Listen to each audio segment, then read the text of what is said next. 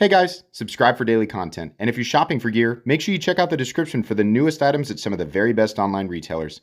There's also links for some of the items that I personally recommend. Thanks! What's going on YouTube? Metal Complex here, and today I've got an extremely interesting knife review / knife overview to share with you guys. This is the new ZT-0512 automatic knife in CPM crew wear. So I was under the impression that this is one of ZT's first autos, and truthfully, I don't think they have too many. I looked back, they released that one here recently that I also reviewed, the thinner, smaller one, which was okay, right? It's just more new ZT super small stuff. But they did, in fact, make apparently the 0610 and 0650, at least, that were auto, and I never knew about those knives. So these aren't ZT's first autos, but it is very rare for ZT to make an auto. I was surprised that this was released. So I thought that was cool. Here's the other thing. This is a lot of brown. It's got like this chocolate Cerakote on it. It's got the kind of tan micarta, and it's got the brass pivot collar looking thing on the firing button. And initially I wasn't sure because I'm not much of a like earthy knife guy.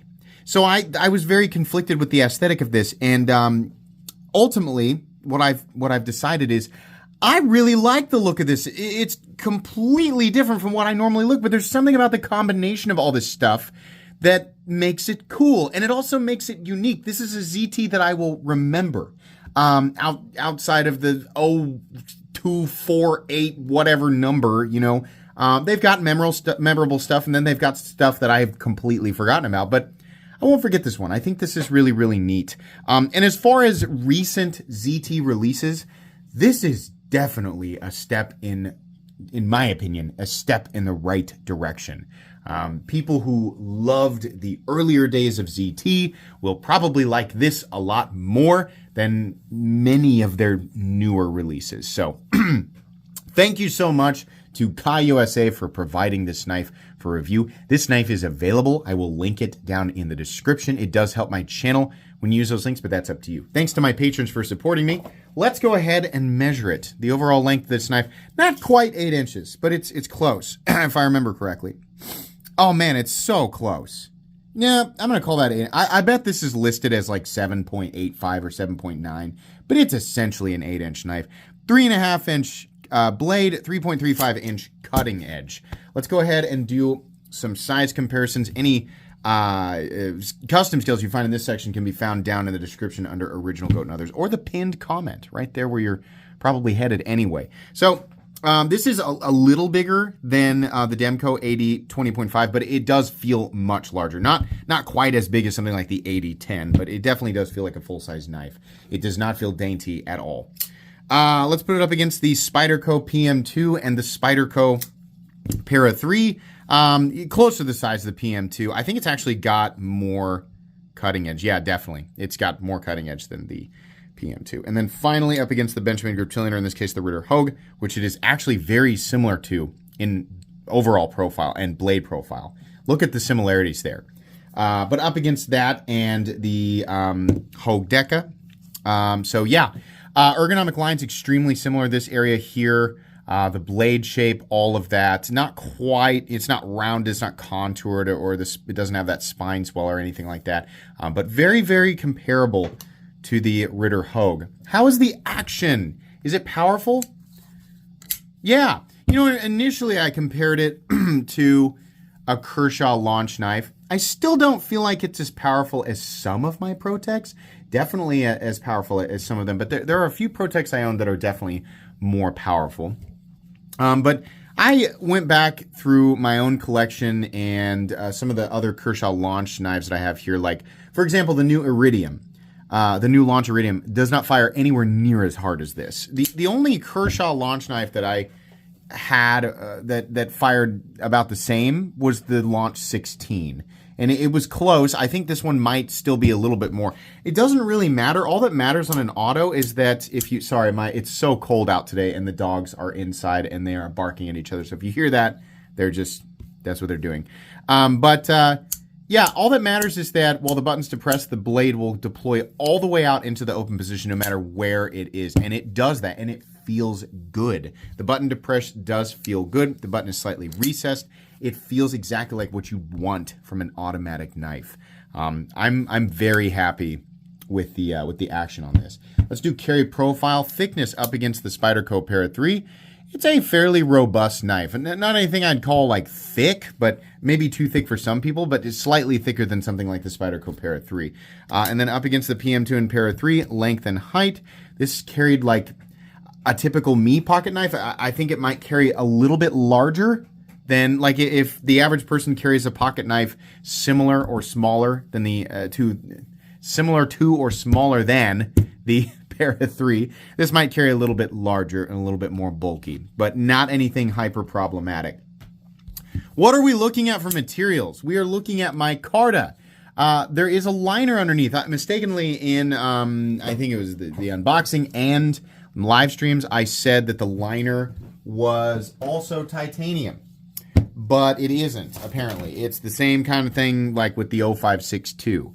That also has a steel liner, and that's what's going on here. But this side is titanium, which, again, this is something that people like to look at the price of ZT and look at the price of Kershaw, and then they say, without doing any research whatsoever, they say, that just costs more because they put ZT on it. I get where you're coming from. I do. I get it. It is substantially more expensive to machine even a simple piece of titanium in the USA. This is a massive price increase. And I know that it sounds silly because it's just one piece on one side, right? That mixed with all of the other elements here, the crew wear, right? The Cerakote, that's going to cost a lot more. So are ZT and Kershaw made by the same company? Yes. If we put Kershaw on the blade, would this magically become a $150 to $200 knife? No, it wouldn't, because the launch knives are typically made with, admittedly, very premium steel, but typically aluminum, which is way less expensive to work with. Way less expensive, right? The only way to get this to cost substantially less, like, believe me, we're going to get to the price, because I do still think the price is high. But the only other way to get the price to be substantially less would be to make the knife in China. So I get where you're coming from, but thinking that this should cost the same as the Kershaw Launch Series knives, that's just nowhere near. Like, we're in another ballpark. We're in a that's a statement for another dimension. It's just not. It's not a very grounded statement. So, but anyways, I do hear your frustrations with the price tag, and I'll return to that. But anyways, we did carry profile. Let's go ahead and weigh it. Titanium for this side, pretty big piece of titanium. CPM crew wear, which I think is awesome. Micarta, and then steel for the hardware, except for this guy back here. That's titanium. And I also think the pivot collar is titanium. Not that it really matters. The weight on this guy, not too bad. 4.3 ounces for 3.5 inches of blade. The balance on this, probably actually not bad at all, right behind the pivot. Really feels pretty good. Manages to feel full-sized and robust without feeling like, something that's going to weigh your pants down or anything like that. The more I fire this, the more powerful it feels, and I wonder if it is going through a break-in process where it's that spring, that coil spring has less and less and less friction to overcome. But it does feel a little bit better now than when I first opened it up. I just want to make that comment there. Let's go ahead and measure the blade stock thickness real quick before we do the hardware check. So blade stock thickness on this guy is coming in at typical ZT, 156 thousandths. So very similar to, if not exactly the same as their 0562. And then let's do a hardware check. I'll get out my tools. As per usual, my tools are very inexpensive and very recommendable. You can find them right down in the section of my description that talks about the tools I use on this channel. I believe all of this hardware is going to be T8. It's the exact same pivot, I think, as the new ZT 0044. Oh, they do have a little T6 body screw. Why? ZT, why? Guys, so we have a floating... we have a floating standoff here. No, this also has a screw in it. So we got this screwing itself to the steel liner. Why? And then we've got 2 screws here, and then we have 1 long screw underneath the scale that's almost certainly a T6 going all the way through to the other side. Still not that big of a deal, but interesting. But mainly, I don't really care about the extra screw because it's not, the total amount of hardware on this knife is actually pretty minimal. Why is this not a T8? Why? You put one here, just do another one. It's not hurting anything, but okay. As long as you have the right tools for the job, you should be good to go. If you've never taken apart an automatic knife with a coil spring, it's a little tricky and it's a little dangerous. Tape the blade off because you're going to have to be working against tension and getting everything back together. So, but it's far from impossible. So make sure you have the right tools and right size bits. Okay, meat and potatoes time. This is a stupidly comfortable knife, and it's because the ergonomic lines are classic, right? Not contoured. That would have been cool, right? But not contoured. Heavy chamfering, right? Just feels good. Jimping is also good. It feels like an automatic knife that's made to be used, right? Is built for that, and it will. I mean, this knife will definitely work for that. The CPM Crewwear, super tough, great edge retention. I like the Cerakote coating. Cerakote is definitely one of the more premium coatings in the knife world, but it will wear away much faster than something like DLC. So if you plan to take this out and use it, it's gonna have wear marks. That being said, with it being a brown or a chocolatey Cerakote, and with the micarta being, tan, and all these earth tones, I think use will just make this knife look better. It already looks kind of dirty by default. And I don't mean that in a bad way. I mean, like, I kind of like it, It looks like a dirty tool, so you might as well go ahead, keep using it, right? So the Cerakote will protect the CPM Crewwear from a little bit from corrosion, but obviously still something you want to oil every now and then and clean off, just like you would with any other pocket knife. But yeah, the ergonomic lines are very, very comfortable. This also has a clip position for lefties. So lefties, you can carry this. You'll be firing it with your index finger, but it does work. I'm a right-hand dominant person, so no problem there. But yeah, it just feels good. This is a knife that I feel like I could put a lot of pressure into the cuts. I don't do things like that with my knives typically. Just a regular Joe, use my knife for simple things. But my carry experience with this guy, while very limited, very simple, was very positive. I enjoyed putting this knife in my pocket, getting it out, using it for super simple things. Pocket clip, incredibly friendly. Would have been neat to get a design specific clip if they had done something along the same, with the same colorway or same aesthetic here. The black hardware initially kind of threw me off, but I think it does go. But it would have been nice to see a pocket clip. Maybe they anodized it the same color as this or something, but it's okay that they did. The knife or the pocket clip is extremely functional. It does say ZT right here, which personally, I always talk about this. Like every time I see that logo, it makes me feel happy because I think about the nostalgia that I had with ZT when I was, kind of getting into this hobby for the first time. So seeing that doesn't bother me, but I do think now that we are in 2025, I wish ZT would consider if it absolutely has to be there, which is funny because they keep putting zero tolerance on the inside of the frame here. If it has to be here, just make it smaller, Same with, this is just crazy. 0512 Kai USA, CPM Crewwear, and the serial number, and the in-house design. Does it really all have to be there? Can you put that on the inside? That'd be cool. Because this side of the knife just looks like an ad. It literally just looks like a commercial. It's crazy. It's such a good looking knife. It looks way better from this side. A lot of people are torn on the having one side of the knife not look exactly like the other. A part of me wishes that the entire knife had titanium liners on both sides, and then micarta on both sides to make it match. I think it would look weird to do titanium on both sides, and I don't. The reason that we don't see too many full titanium autos is because the impact titanium golds and repeated hard impacts against titanium can definitely cause functional issues. So the fact that the stop pin is attached on one side to a steel liner is probably intentional. It probably has less to do with reducing their cost, because doing titanium would have been more. It probably has more to do with saving the knife with impacts over time. Would it affect it that much? Probably not, but it does, apparently. This is what I've been told, right? So I kind of wish that they had done my card on both sides, but then I can understand them. I mean, like, then they'd have to do one titanium liner, one steel liner, and then people would complain, like, what, So this is still a ZT knife. They wanted to incorporate titanium a lot of titanium on an automatic knife, which is something that is very much not common. We do not see this hardly at all. Titanium side opening autos, right? So it is cool. I think that's neat. Are you gaining any sort of major benefit there? Outside of it being titanium, and with titanium having a high strength to weight ratio and essentially unable to corrode.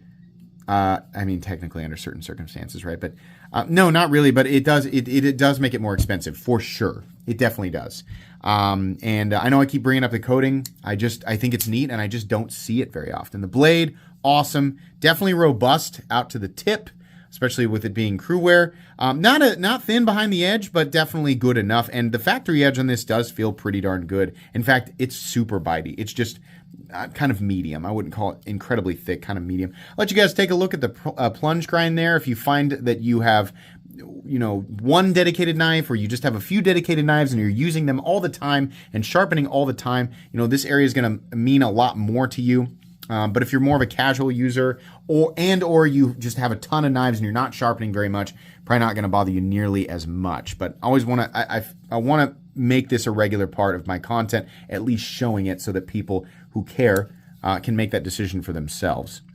The pocket clip, like I said, left and right-handed mounting positions, and in and out of the pocket is a breeze. This is a great clip, and it's also not creating any ergonomic hot spots. Very, very comfortable. I really want to stress that. ZT has fantastic fit and finish. All of their recent releases have been amazing. And, even from the beginning, a couple of wonky things here and there with some of the earliest ZT knives I ever experienced, but they just seem to get better and better and better. I know that there were issues in the past with some of their frame locks, the frame lock geometry and, lockup and things like that. They also had an issue, and this is years ago, they also had an issue with heat treatment on certain blade steels. I haven't heard anything about that as of late, so I would imagine that a lot of that has been taken care of. I do not know the HRC range on the CPM crewwear, but CPM crewwear is not typically a steel that companies across the board have trouble heat treating. So I don't know why ZT would hit it lower than anybody else, and I really doubt that they would, especially in a 2025 knife world where this side of the knife community is all over everybody for getting those optimal ranges correct. I just really doubt that ZT would risk not getting it right. But I don't have the equipment to test HRC, so hopefully we'll get somebody in the community who can confirm that.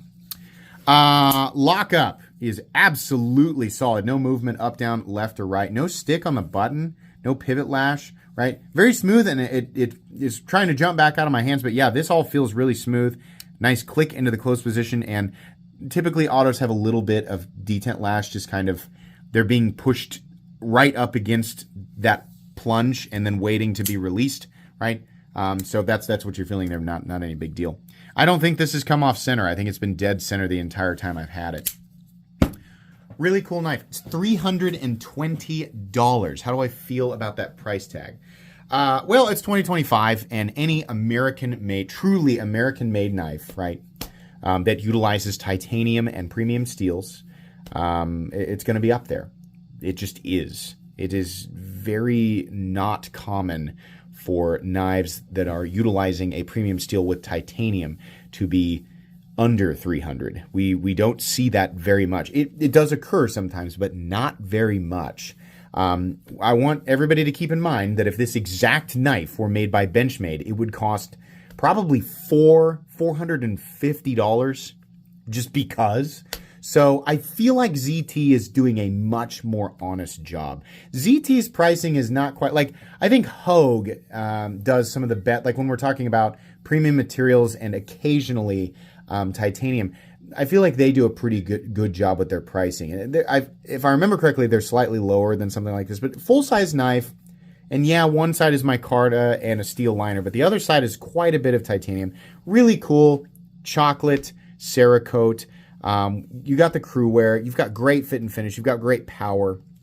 I'm not as offended with this price tag as I was with the 0044. But again, referencing knives in ZT's O line, we have the twin titanium sided 0562 coming in at $312, which is probably about right. And then we have the way larger, the 0308 with a contoured and textured titanium lock side. That guy those are only 270 or 280 G10 front scale, right? They do some Cerakote on the blade sometimes. And also premium blade steel. Why is this 320? $300? Honestly, I feel like 280, 290 would have been better, but I like this. Along with the 0044, the big thing here is maybe they are slightly overpriced, but nowhere near as offensive as some of the worst players in the game right now who are just marking things up like crazy for no reason. It's just absolutely insane. But that combined with the fact that I really truly feel that this is a step in, I want to say the right direction, because I feel like the direction I want ZT to go is the right direction, but the right direction for ZT to go is whatever works for them, right? So they release a lot of stuff that's smaller and not robust, not like it used to be. And apparently that is working for them in some way. ZT has also shrunk down and become a much smaller part of Kai USA, with Kershaw definitely being, I feel like, the leader, the powerhouse of the group, right? And I think they always have, Kershaw has always been the bigger part of it, but ZT used to play a bigger role. But whatever transition occurred, the end result is that all of their new designs are in-house. They don't collaborate with people anymore, probably because that would be incredibly expensive. Like, ZT cannot collab with Rick Hinderer today and bring back the 0392 and sell it for $400. No way. It will never. It would be, you're talking $600 or $700 for something like, probably $600, about the same that it would cost for the actual Hinderer Eclipse in full titanium, right? So, and is there a market for that? Probably not, because people are going to look at that and go, "You're crazy. It's a ZT knife. This isn't your price range." But that's what it would cost, So they I guess became smaller, stopped working with collaborators, right? They do in-house designs, and a lot of their stuff was smaller. So this feels more like a step back towards what a lot of us, not everyone, but a lot of people who think like me, it's a step towards that. And honestly, I think this is a good one. This is a good knife. It's a good design. They didn't do anything super unique, but they gave this character, and it's a ZT that I'll remember, right? And I hope it's an indication that ZT is interested in catering to those of us who like more of this stuff, the bigger, bulkier ZT. This isn't a big Hulkasaurus ZT, right? But it is more like some of the ZTs that we, remember from the 2010 to 2017 time period. So, $320, not the best price tag, but not terrible, not an evil price tag. 280, 290, probably 290 to 300 would have been just about perfect.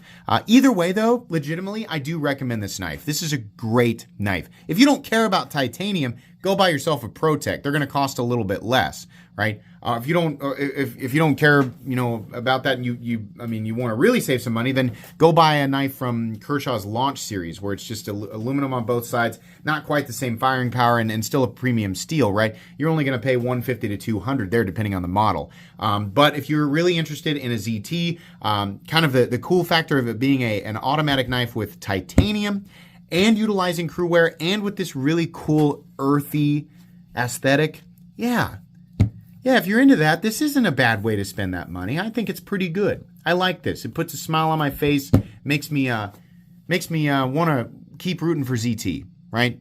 Keep going, ZT. Good direction. I like this. This is a good one. It's going to go in my recommended knives playlist, as well as my ZT knives playlist, which I made a dedicated playlist for because there used to be a lot more ZT knives. But anyways, good knife, recommendable. Please make sure to follow me on Instagram at metal_complex. If you enjoyed this video, leave a like. If you'd like to check out my other content, I do, of course, have lots of videos of knives that are either expensive or inexpensive that I do or don't like, so check those out. And if you enjoy all my content, go ahead and click on that Metal Complex logo right there and subscribe, because there's definitely more coming. Thanks again for watching, everybody, and have a great day.